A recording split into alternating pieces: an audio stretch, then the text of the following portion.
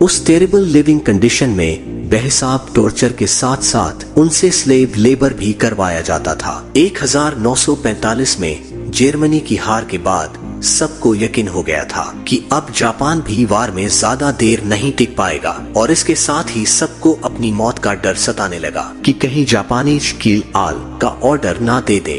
22 अगस्त 1945 में ये डिसाइड किया गया कि नावेत्सु कैंप के सभी प्रिजनर्स को मार दिया जाए। एक दिन बर्ड ने लुई के सर पर एक बड़ा हैवी वुडन बीम रखवाया। लुई से कहा गया कि अगर उससे ये बीम नीचे गिर गई तो उसे गोली मार दी जाएगी। अपनी स्ट्रॉन्ग विल और रेसिलियंस से लुई ने बर्ड को हरा दिया और पूरे 37 मिनट तक अपने सर के बीम को होल्ड करके रखा। इस बात से चिढ़कर बर्ड ने लुई को इतने कोड़े मारे कि वो बेहोश होकर गिर गया। 6 अगस्त 1945 को अमेरिका ने हिरोशिमा के ऊपर फर्स्ट एटॉमिक बॉम्ब गिराया और 20 अगस्त को किल ऑल से 2 दिन पहले जापानीज गार्ड्स कैंप छोड़कर भाग गए और अनाउंस हुआ कि वार खत्म हो गई है। कैंप में अब सिर्फ प्रिजनर्स बचे थे जो सेलिब्रेट कर सकते थे।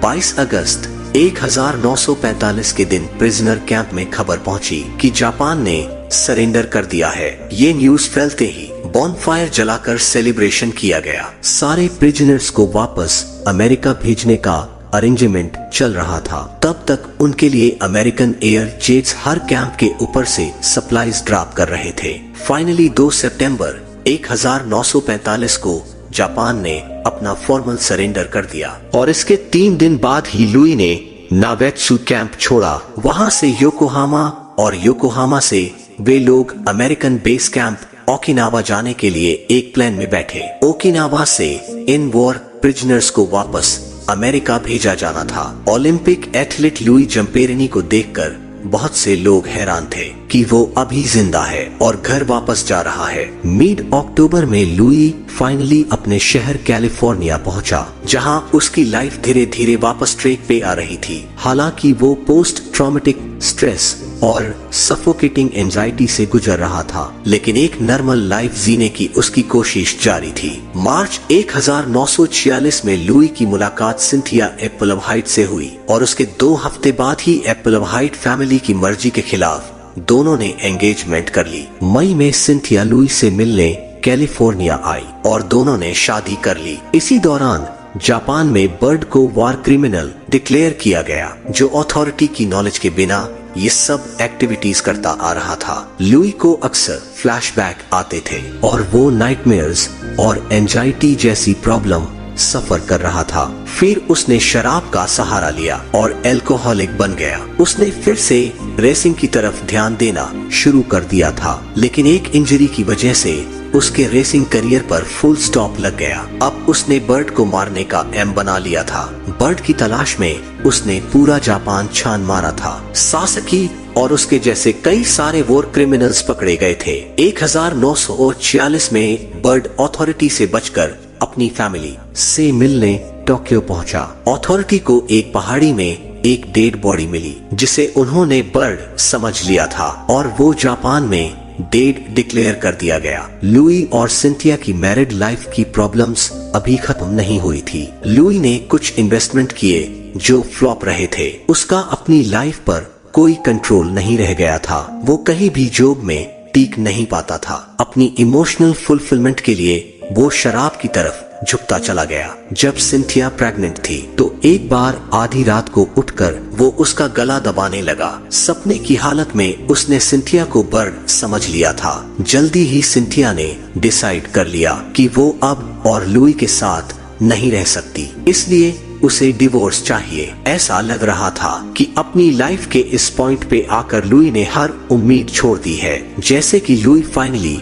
अब जम्पेरिनी इरेडीमेबल हो गया है। बर्ड मंथ में एक बार छुपकर अपनी मदर से मिलने आता था। 1949 में लॉस एंजेलिस में सिंथिया ने महान बिली ग्रैहम का रिवाइवल अटेंड किया, जिसने उसकी पर्सनैलिटी ही बदल कर रख दी थी। अब वो एक डिफरेंट औरत थी। उसने डिसाइड किया कि वो अब लुई को डिवोर्स नहीं देगी और उसे भी बिली ग्रैहम के पास भेजेगी, लेकिन लुई नहीं मानता था। वो कभी कभी मिड सर्विस में ही चर्च से चला जाता था, लेकिन एक रात बिली ग्रैहम की स्पीच सुनने के बाद लुई क्रिश्चियन बन गया।